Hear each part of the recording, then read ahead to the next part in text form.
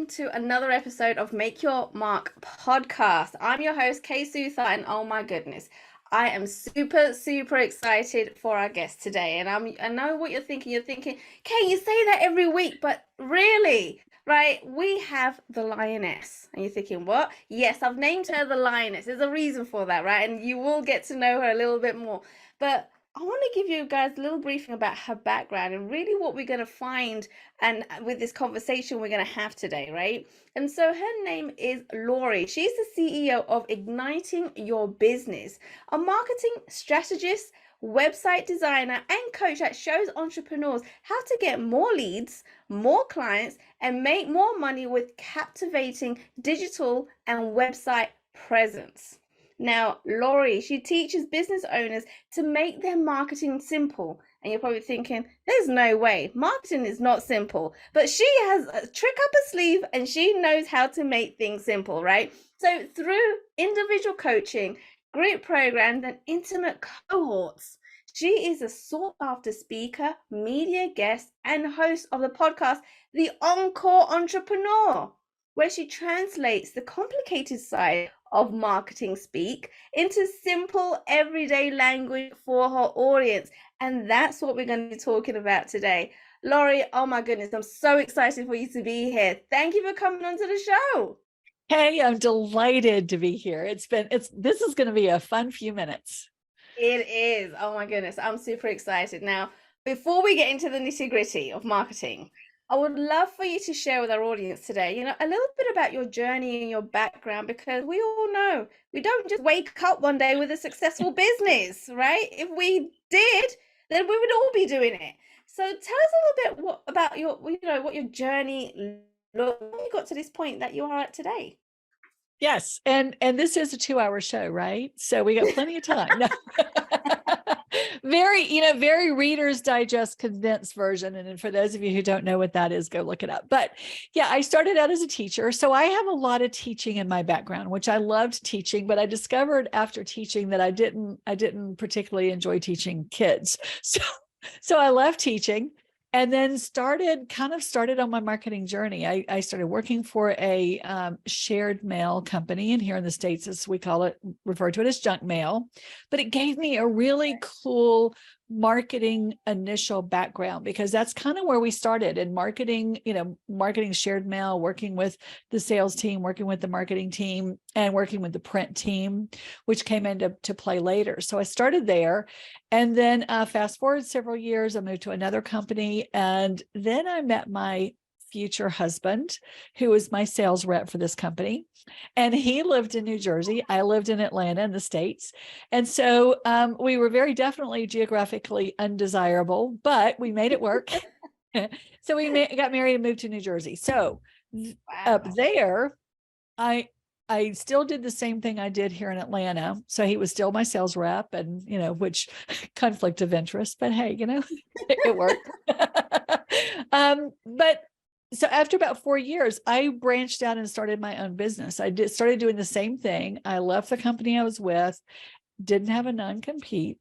So I started my own business. Now, this was in 94. And entrepreneurship was not the buzzword that it is now. People didn't work from home like they do now. So I was considered very weird in my space. Wait, because I worked. Okay. So where did that idea come for you, right? Because now it's such a buzzword. Everybody wants to be an entrepreneur, right? But back then it wasn't really known. It's not the thing that you do. So what made you decide that this is the road that you want to go down? Yeah, it was interesting because I worked for a small company and we each had our own book of clients. And the only thing that this company was doing for me at the time was they were carrying my receivables. And I thought, well, I can do that. I can carry my own receivables. I was doing all my own calls. I was doing all my own proposals because I had a computer and nobody else did. We were still doing invoicing with carbon paper and typewriters. So I was doing all my own stuff. And I thought, you know what? I'm giving him 50% of my profit. I had control over my pricing. I had control over everything. The only thing I didn't have control over was what went out, which was 50%. to him. And I thought, for receivables, I can do my own thing. I can do that myself. So that's what I did. I ended up taking like 99% of my clients. The 1% was somebody who was brand new, who didn't know me. But everybody else came with me. And so I really, you said at the very beginning, you just don't wake up one morning and have a business. I kind of did, because when you do something like that, I don't want to say I was sneaky, but I certainly wasn't forthcoming with what I was doing. And he did. It was on a need to know basis. Exactly. Right? I like that. Yes. Need to know basis. And at that point, he did not need to know. And I was actually going to give him my notice on my 5th birthday, with 5th anniversary with the company, which was the following week. And he found out, and it was one of those, sayonara, we'll see you. Don't let the door hit you on the way out. But I'd already set everything up. I was already working. I was already doing everything. And I was trying to do it with integrity, but yet at the same time, what I was doing was probably not in his best interest, but it was in mine. And it was in my client's best interest, because it gave me a lot more freedom and things that I could do with them. So that's kind of where it started. And what I sold in 94, what I started selling was custom binders. We sold folders. We sold internet packaging. We sold DVD packaging. And it went really, really well until this thing called the internet came along. Uh-oh. And in 2006, I'm like, this doesn't seem to be going away.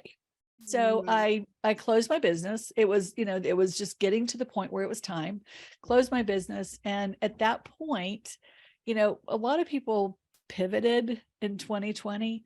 I swiveled in 2006, because the difference in pivoting and swiveling is pivoting, you put one foot on the ground and you have to keep one foot stationary and you move around it. Swiveling, you can make micro adjustments and you could move both feet. So that's what I did. And I kind of was trying to figure out what I wanted to do, what was I going to do with all this knowledge, this marketing, this sales, this business acumen that I had. And then in 2010, I went to work for a digital marketing company, which really put it all together. So I did that, working for another company for a while, taught myself WordPress, taught myself with Google and YouTube and WordPress for Dummies how to build websites. So when I was laid off, it was like, oh, hold my beer. I've done it before. I'll do it again. So I started building websites for friends. I started slowly building a portfolio, and here we are today. So it really kind of came full circle. And there's times when I look and I go, this is just such a perfect blend of everything that I love to do and everything that I'm good at and everything that I can share with clients. And it's just been a fun journey to do. And, my old boss and I still talk. We're still Facebook friends. So, so it all worked out.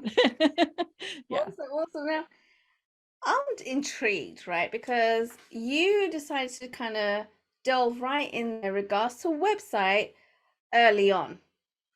Right now, websites now is like all the rage. Everyone wants a business, got to have a website, right? But back then it was rare and it was a lot more expensive too, right? Right. So what got you interested to want to learn websites? Did you know the future of websites? Could you see it already? Like what was going on? It's really interesting, because when we were in New Jersey, one of my husband's best friends worked for AT&T, and they were working on this internal internet. And this was back in the early 90s. And then we were at dinner with them and he was talking about this. And I'm like, wait a minute, wait. I couldn't wrap my mind around this, that people's computers would be able to talk to each other.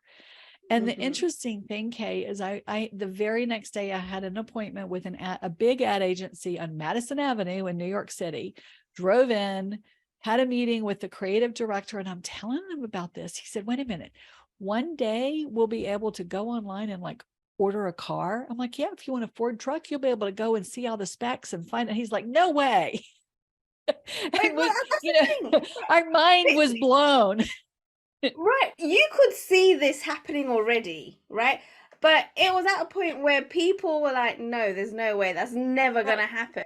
Right. So how did you, I guess, convince or explain to people that this is the way of the world? Well, I kind of didn't. I mean, at that point, it was just kind of happening around me. At that point, I was still selling my little customized binders and my little folders, and I was doing my thing and making my clients very happy. And, just kept on doing what I was doing until I slowly realized that the business was just falling off. Mm, Because when you start hearing clients say, we enjoy working with you, but we're going to put it on this intranet thing. We're going to put all the stuff that we were doing online so that our employees or our customers or whatever can go online and see it. Then it's like, okay, maybe this is interesting. kind of a thing. you know? Yeah. So Oh, that's then, and cool. yeah, so then it just became, either you learn it or like you dry Mm. up. So Yeah, absolutely, absolutely. Now, you are the queen of websites. Like you know it inside out. You should do. You've been doing it from day dot, right? And, and the thing is, you have been able to keep up with the advancements and the development that's happened over the years, right? And that takes a lot of work and effort, but you've been able to do it, and you help so many of your clients around it. Now, there's so many people out there with websites, right? But they're not all in working order. They don't all look great. They don't always do what people expect them to do because there's just a lot of things missing in the background. right. And so I'm interested, what are some of the common mistakes that people make when they first go out and decide that they want a website for the business? Yeah. Well, if you had asked me this 5 or 6 years ago, I'd have a very different answer, because Ooh. as with anything with business and marketing, it's kind of evolved over the years. And especially as social media has become the bigger, become more and more present. It was social media today is very different than it was in 2010, Mm-hmm. and you have to have that now. But what the purpose for me of a website is now is to tell the full story of who you are and what your business is. So, and I use this example a lot. If I want to go buy a cake, bake a cake, and I'm going to bake it from scratch, I don't want to have to go to a store and buy the flour and then go to another store and buy the sugar and then go to another store and buy the eggs. I want to go to one store and buy everything. Social media is kind of like going to different stores to buy everything, because not everything is in one place. It is Right. wonderful for being visible. It's wonderful for putting your message out there. It's wonderful for branding yourself and all the various things that you do. But if you want to tell the full story, send them to your website, because that is a static thing, that is static to what you need at the time. Now it's changeable and movable, of course, but somebody can go there and find out everything in one place. It should be a one-stop shop. It's Mm. also today, it's also not going to give you all of the information that you need about your company, your products or services. The goal is to get your prospect to contact you so you can have a conversation with them. So you want to give them just enough that they say, okay, I'm intrigued. I want to know more about Kay. She sounds like a really cool person, or she's really knowledgeable, or blah, blah, blah, blah, blah. I want to know more. So let me contact her. And that's what we want to do. That's how it all works together.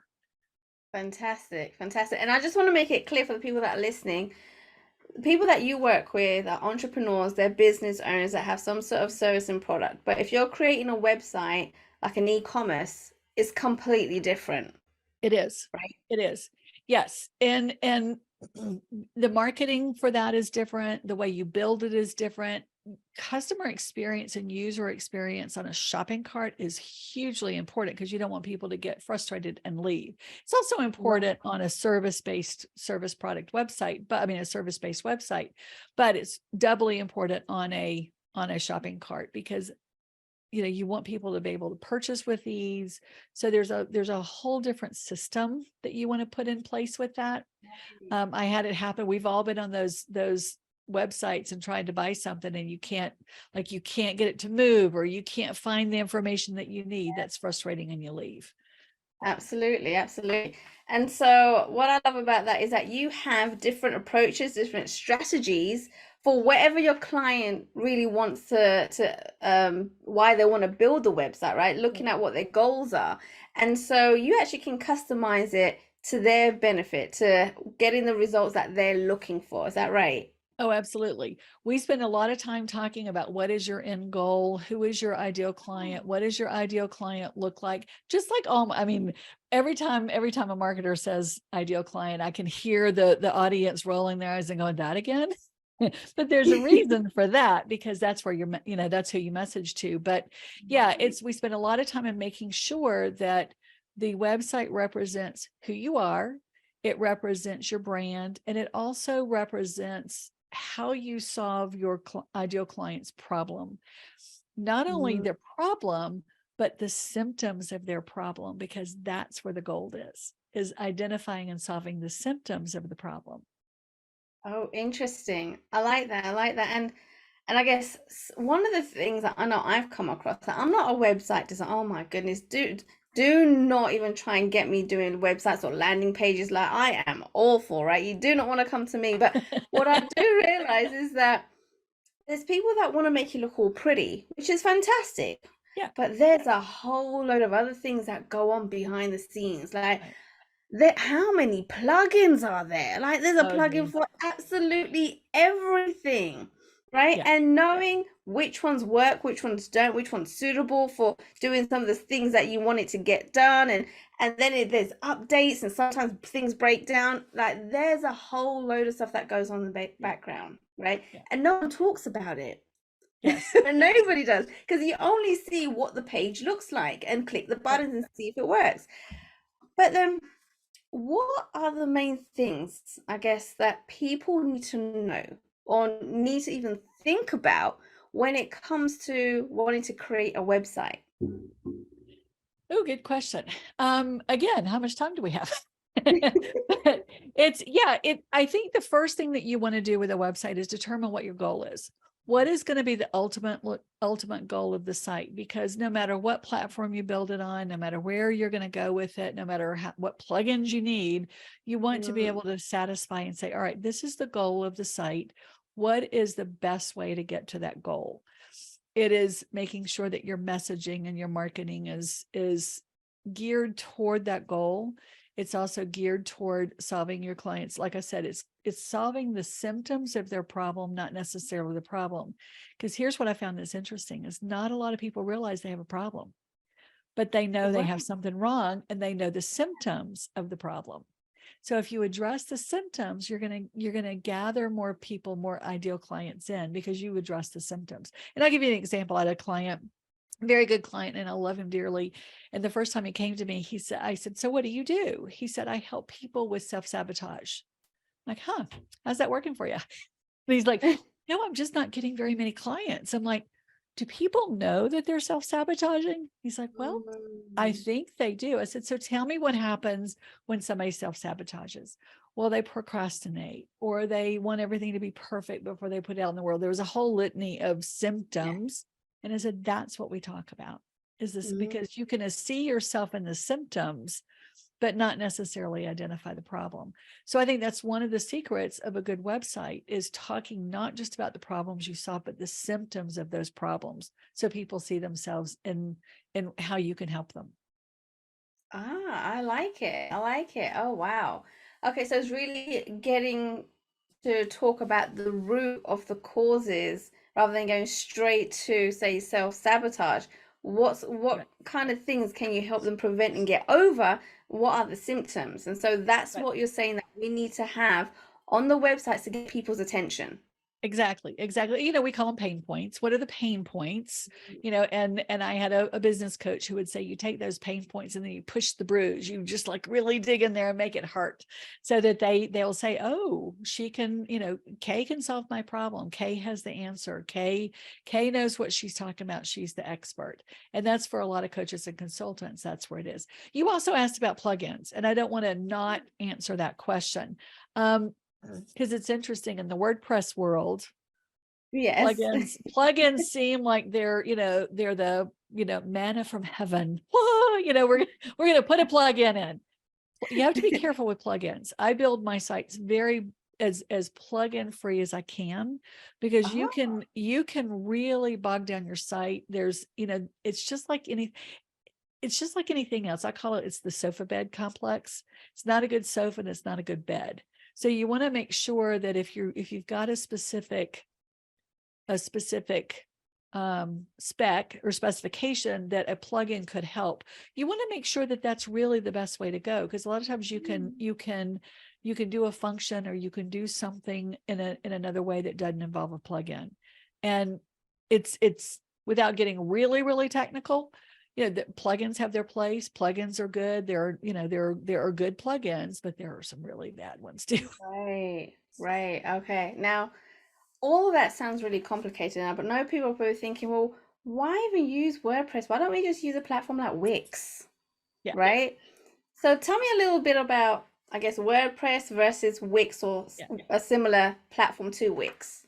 Yeah, what we'll talk about is the build it yourself, or the not build it yourself, and that could be WordPress, that could be Joomla, that could be any number of websites that are not the Wixes or the Weebly's.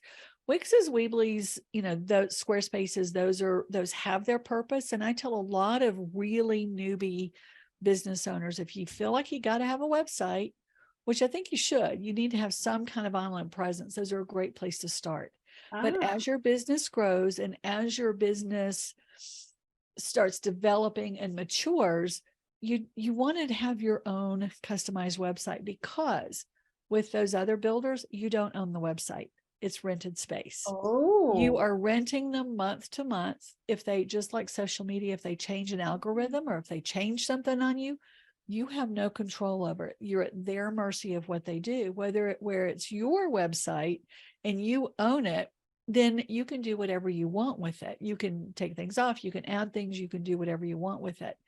And a lot of times with the other types of companies, the content that's on there, if they were to disappear tomorrow, your content goes with it, because they own it, they have the hosting and all of that. So that's the one thing I caution people on, is making sure as you get older, I call it, as you get a big girl business, get a big girl website.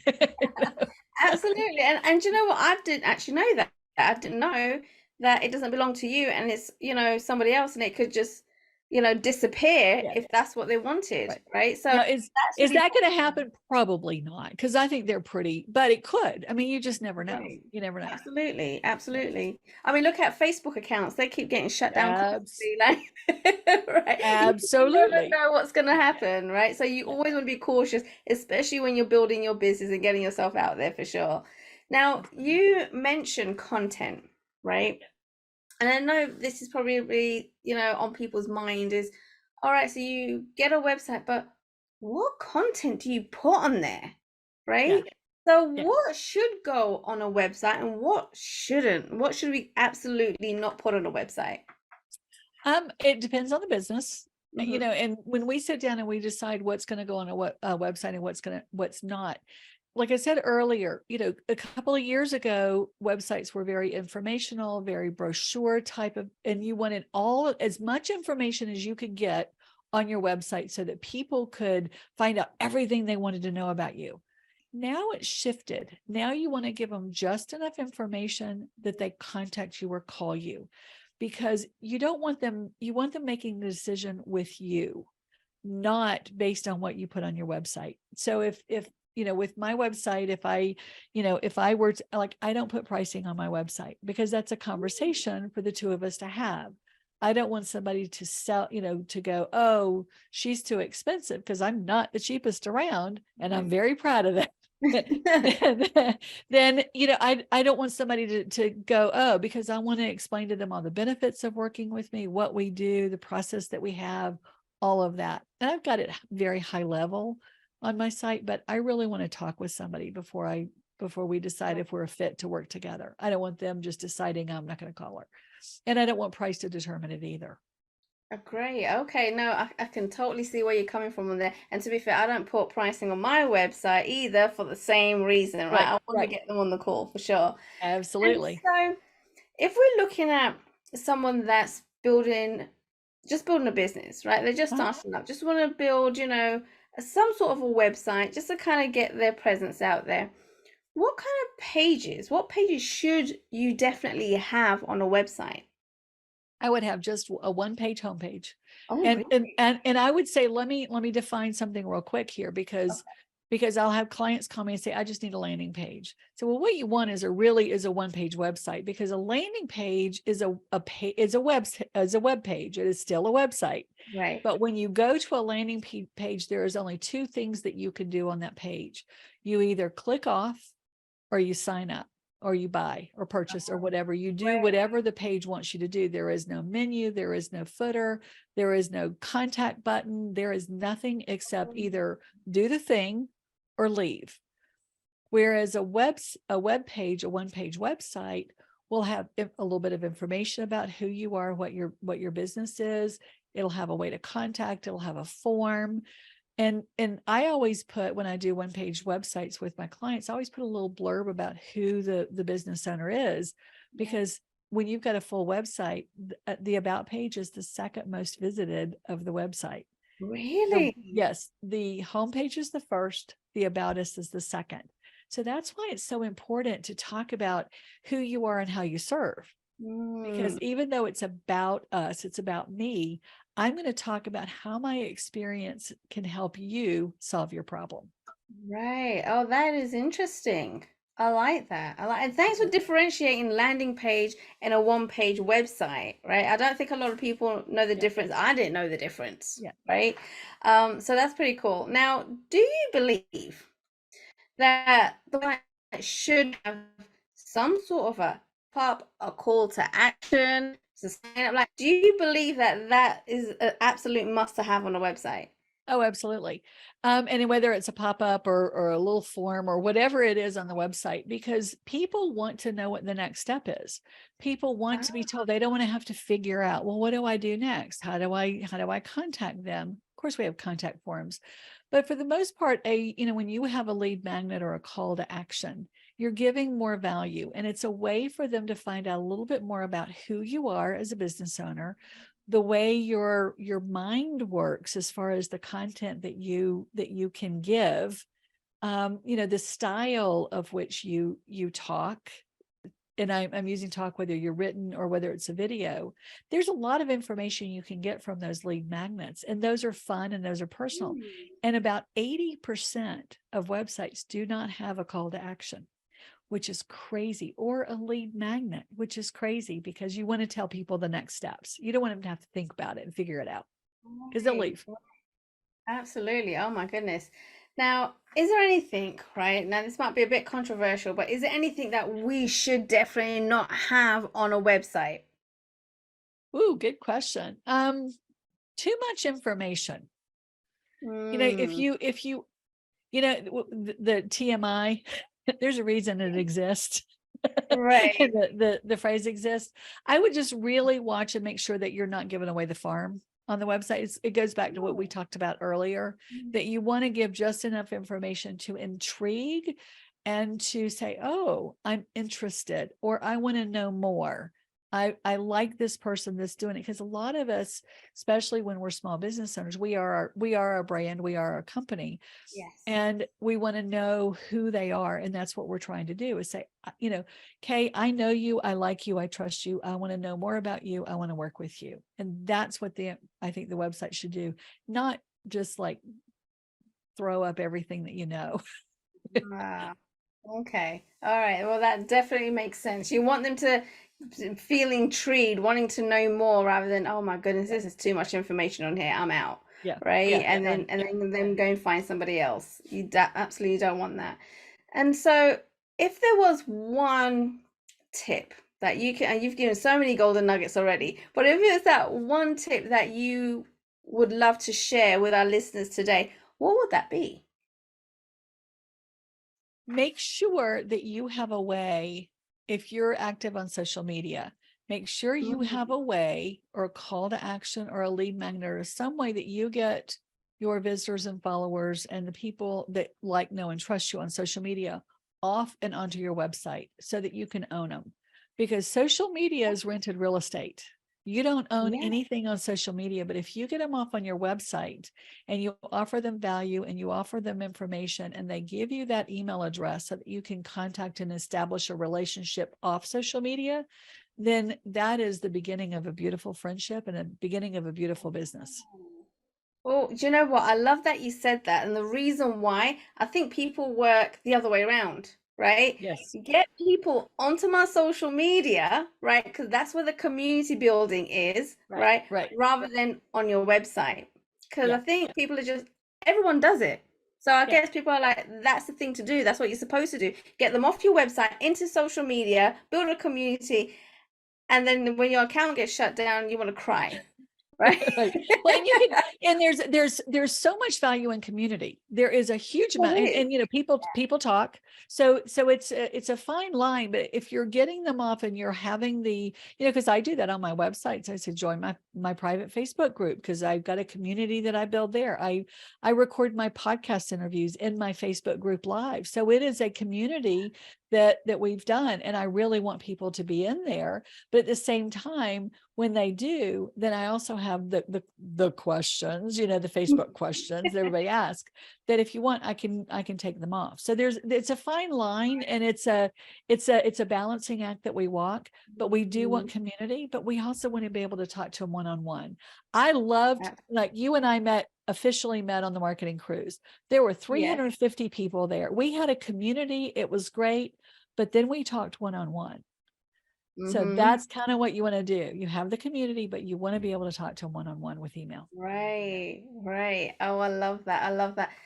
Laurie, it was amazing having you on the show. Like, I feel like I can speak to you forever, right, on this. It's a big topic. It really Yes, is. it really People is. don't It really is. realize how big websites are and what it can do, what it should do, and all of the ins and outs of it. Now, guys, Laurie is an expert when it comes to a website. Like, you do need to be reaching out to her. So, Laurie, where can people go to connect with you if they want to know more or if they need you to build their website? Yes. We're going to make this very simple. I have a website called Lori Lyons. It's LORILYONS 360.com, LoriLyons360.com. Everything you want to know about me is there. I have several websites. You can go to them from there. You can connect with my social media. You can join my Facebook group. You can get my lead magnets. You can see my video. You can see all of this stuff right there. And it's one of the fun things that I've done recently is working with another company to set this up. So it's a very easy way to do that. LoriLyons360.com. Amazing, amazing. Guys, I urge you, go and connect with Laurie. Go and find out more about what she does. Go to her website. Check her out, inside out. She's got everything there, right? And connect with her, right? Get on a call with her. Find out more. If you already have a website, then still call her because you never know what's missing, what other changes you could be making to make your website even better. So absolutely go and connect with her because she is amazing with this. Laurie, oh my goodness, thank you for coming onto the show. Well, you know what? We probably have to do a part 2 on this because this is awesome, right? I'm loving it. I'm absolutely loving it. So once again, Laurie, thank you for all the golden nuggets. Oh, you're very welcome, Kay. Thank you for having me. Thanks for listening to Make Your Mark podcast at www.makeyourmarkpodcast.com. Make sure you hit that subscribe button so you get this and every other episode that comes out. We have lots of great stuff coming, so make sure you hit subscribe so you don't miss it.